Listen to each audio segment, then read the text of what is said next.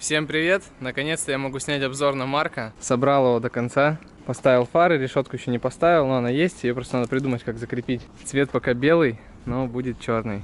У него была одна фара. Я ее продал, купил вот такие вот ходовые огни. Поставил по одной линзе. Стоит 1000 рублей на Китай-городе. 1000 рублей за 2 штуки. В принципе, светит хорошо, проверим ночью. Купил габариты, 300 рублей 4 штуки. 2 лево, 2 право. Дальше по внешнему виду имеем 2 помятые двери. Их надо будет выстучить и подправить. По дискам были 15-е вот такие вот колеса. Я купил вот такие колеса от Крауна на резине за 3000 рублей 4 колеса. Сзади еще просто не поставил. Зад более-менее целый, не было правого стопа, купил за 500 рублей. Имеются здесь проблемы с аркой, а точнее она здесь прогнила и есть дырка в багажник. Но я планирую здесь подзаварить и подзамазать, чтобы туда не летела грязь. Когда покрашу его черным, думаю, будет нормально выглядеть. Сейчас он такой боевой. Пройдемся по ходовке. Здесь спереди стоит Nissan подвеска. Стоек здесь не было, я поставил стойки, они мне обошлись в 6000 рублей, потому что они у меня валялись в гараже, и я не знал, куда их применить, пришлось вытащить вот такие вот шайбы, они стоили 6000 рублей на 2 стойки. Здесь стоят кулаки уже переваренные от Лауреля 35-го. Также я поменял здесь ступицы, потому что они гудели. Купил контрактные ступицы в сборе за 1500 рублей за штуку. Поменял здесь линьку одну. Рычаги здесь уже были разварены, так понимаю, на 3 сантиметра. Здесь Nissan Toyota подвеска. Рычаг от Nissan, кулак от Nissan, стойка любая Макферсон, теншин и лапа от Toyota 81-го кузова. Рейка GZX 100 здесь стоит. Выворот в принципе хороший, машина должна ехать в угле. Ну, по крайней мере, прошлый владелец сказал, что она едет хорошо. Сзади мы имеем контрактный подрамник, полностью пересобранный, поэтому проблем сзади никаких не будет. И здесь стояли какие-то колы, не знаю, что за колы, вроде работают. Тоже поездим, посмотрим, если что, поставим переднее GZX 90-100. Что мы имеем по салону? По салону я поставил сидушку уже от Skyline 35-го купехи. Стоила она 1000 рублей, у нее вот есть какие-то боковые поддержки. Сделал обычные салазки кастомные с 81-го, максимум посадил сидуху. Это вообще левая сидуха была, теперь она стала правой. Ручник продал с баром за 2000 рублей. Купил ручник с 100-го кузова за 1000 рублей. Надо будет его поставить сюда, потому что здесь он удобнее стоит. Коробка 50 какой-то серии, наверное 57-я. Имеем дрифтовый руль китайский, который гнется. Ну, зимой должно хватить. Не знаю, может поставлю свой. Имеем магнитофон с AUX кабелем. По идее должен петь. Диски, по крайней мере, играет. Печка работает во всех режимах. Дует теплым. Даже открывается и закрывается. Табло электронное, все работает, не работало топливо, ну точнее оно работало, через раз показывало, я поменял фишку и все заработало. Датчик температуры ставить я не буду, потому что здесь он работает, на прошлом Марке не работал.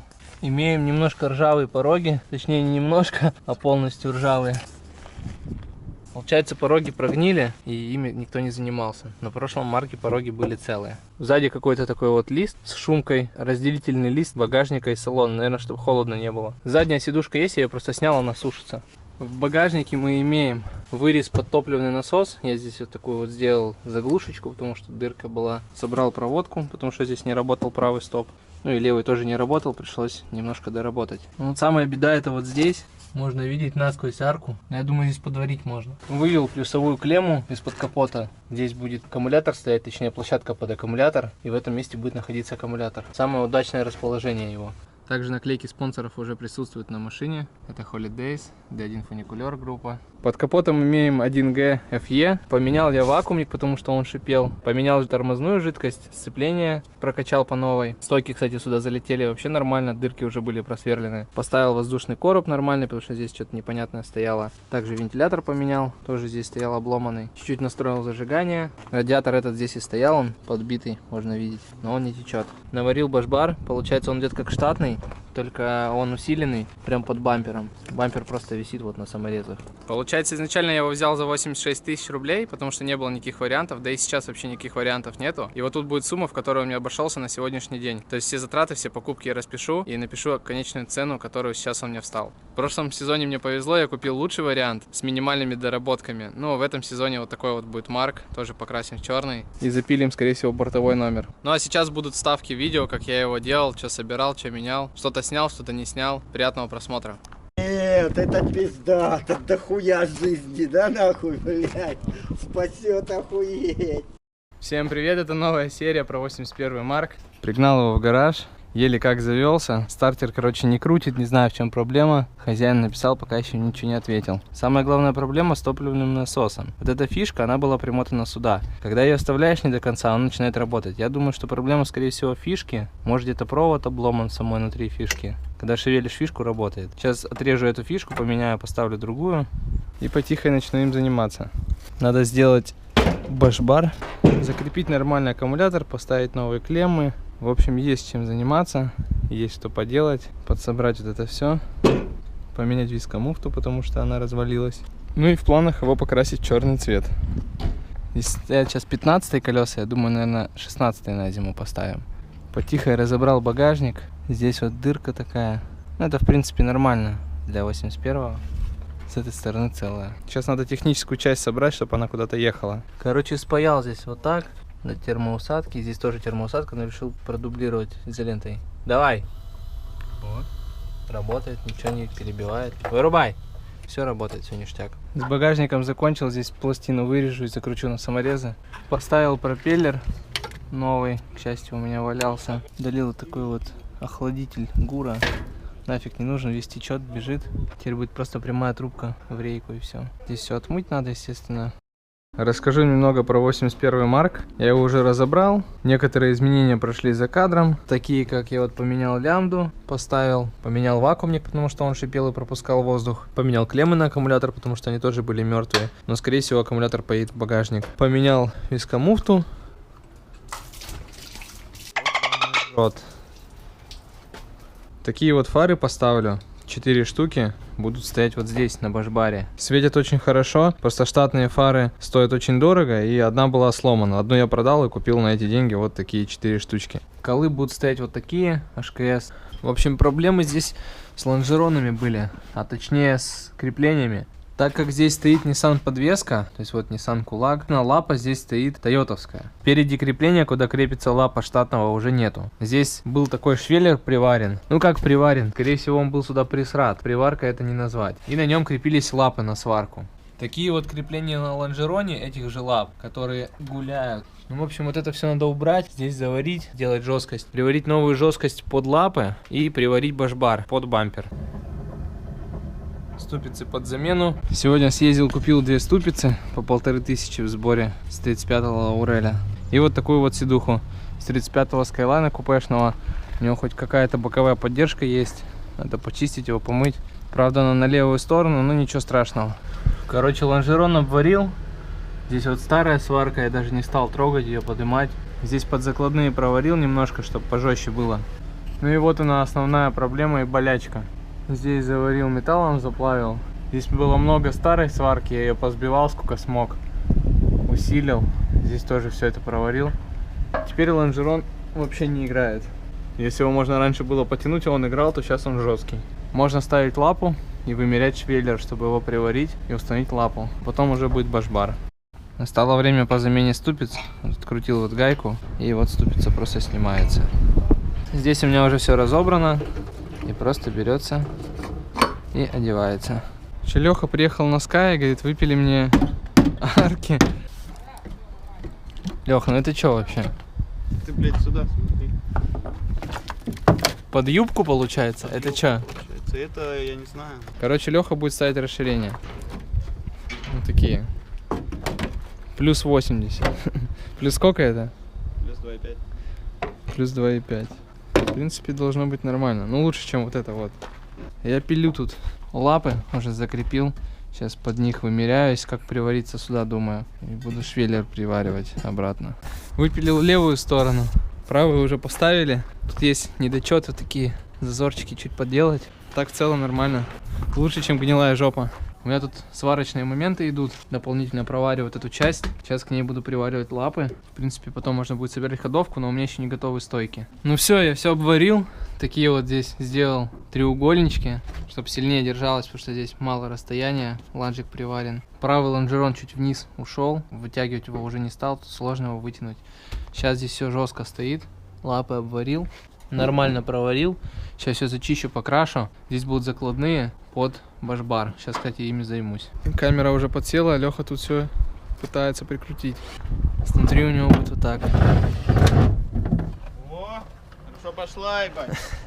Тебе даже пыли не будет, да, в салоне? Да. Че, без молдинга лучше? Ну да. Ну как-то не очень, по-моему. Блядь, Леха для себя строит на строительных саморезах. заебал. Да это нормально. Я еще стойки не сделал, со стойками у меня заплет, нужны гайки, которые будут держать пружину и фиксировать нижний башмак. Надо было еще одну шпильку, но шпильку я нашел. Осталось теперь вот эти гайки. Скорее всего токарь будет точить, пока не знаю, что по цене. Один токарь сказал 1500, одна гайка, но это очень дорого. Проще купить уже новые стойки. Продолжение постройки 81-го к зиме. На улице очень сильно похолодало. Вчера варил до вечера сидуху. Оно слишком высокое в штате и узкое по креплениям. Я наварил вот уголки, ну пока просто так прихватился. Сейчас надо будет примерить прям как сидит, потому что это пассажирская, наверх-вниз не опускается, только спинка откидывается. По башбару встал вопрос о трубах. Вот труба такая будет отсюда выходить, толстая. Дальше будет идти вот такая маленькая труба. Я так понимаю, это сантехническая. Взял вот трубогиб, чтобы можно было выгнуть под бампер. Прикупил колесики. Такие вот колеса от Крауна. Единственное, что плохо в этих колесах, потому что придется прикручивать вот такие гайки. Потому что тюнингованные гайки сюда не поставишь. У них нет такого зажима, вот кольца такого уплотнительного, что будут раскручиваться на тюнинных гайках. Поэтому только стандартные гайки придется сюда ставить. Ну ничего страшного, в принципе, поездит. Это 16 и 6,5.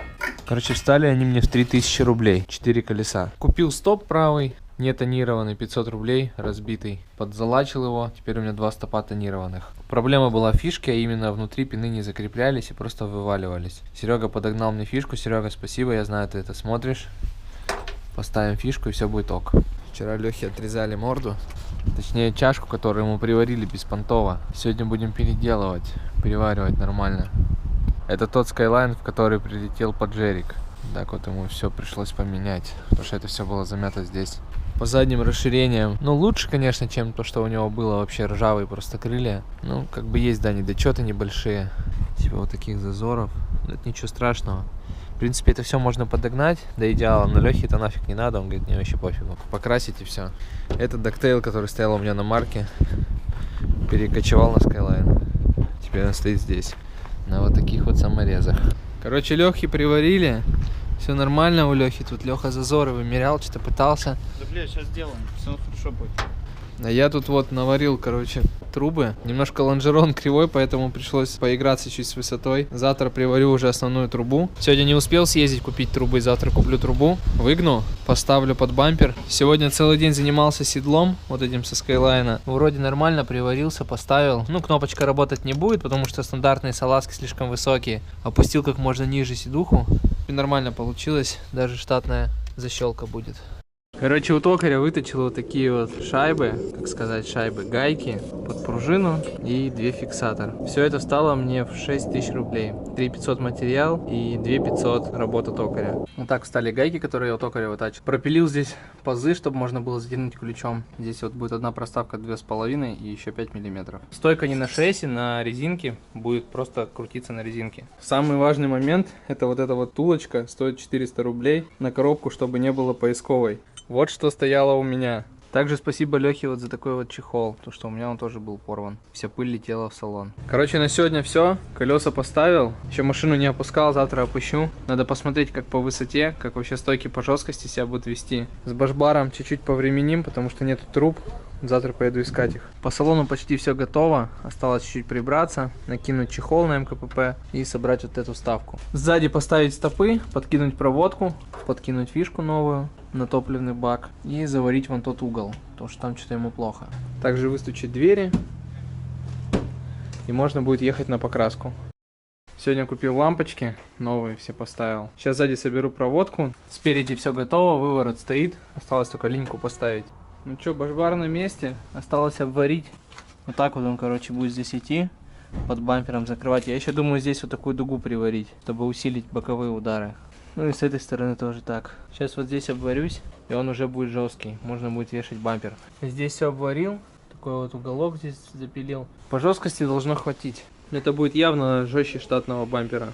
Ну все, башбар приварил. Короче, придумал такие вот закладные. Вот эти вот сыграют в сторону, если будет удар. А эти я приварил, чтобы если удар будет посередине, лонжероны друг к другу не сошлись. Я думал сначала приварить вот сюда, но потом передумал, короче, сделал такие усиления.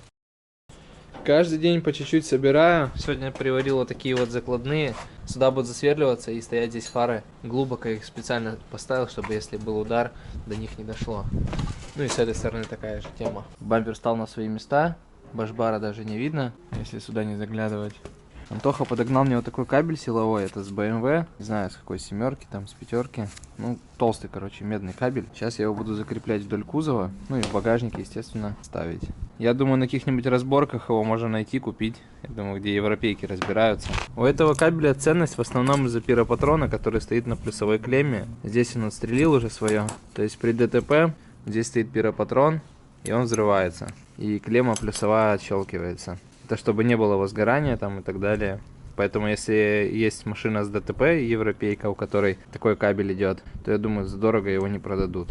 Зима уже близко, на улице, кстати, тепло, второй день подряд. Решил поменять один рычаг. Видно, да, как колесо шатается? Это я вчера ставил диск и обнаружил, что одному рычагу хата. Благо, подогнали рычаг бесплатно. Также есть вопрос по стойкам. Там сзади на одной стойке, я потом покажу, вот эта шайба плохо себя чувствует. Буду ставить передний стоковый с 90-ка сотика. Расскажу лайфхак для 90-х, сотых и 81-х кузовов. Берете передние стойки, переставляйте чашки с задних, ставите назад. Тачка сразу опускается и становится жестче. Единственное, что нужно поменять, это чашки, ну и болты будет надо под меньший диаметр. В остальном все окей. Поставлю я на зиму такие стойки. Это получается передние Каябы с 90-го сотого кузова. У них какие-то модные пружины ОБК. Стояли у меня, получается, вот такие вот колы. Во-первых, они не работают, то есть шток проваливаешь, он там и остается. А во-вторых, я заметил вот такую здесь тему. Шайба замялась. И при хорошей кочке, скорее всего, эта шайба просто слетит. Пружина упадет вниз, стойка вверх. И тачка уедет домой только на эвакуаторе. Поэтому нерабочие стойки я снял. Я не знаю, что с ними делать. Они, кстати, ремонтные, можно отремонтировать их. Можно просто их выкинуть. Короче, рычаг поставил, схождение чуть ушло. Ну, это подправим на стенде. По высоте получается где-то с кулак. Я думаю, один виток пильнуть и нормально просядет. Проставки вообще убрал, что боюсь будет шоркаться, даже если поставить 2 мм. В продолжение темы с переносом аккумулятора в багажник, купил вот такое вот крепление с Escudo TD54W. 100 рублей такая площадка стоит. Отсверлил от нее нижнее крепление. Сейчас буду ее прикручивать вот на такие гвозди к кузову, прямо так засверлюсь. Все, и Акума будет стоять здесь. Кабель плюсовой вот такой, от него идет такой вот удлинитель. Все это в термоусадку, и будет он здесь стоять.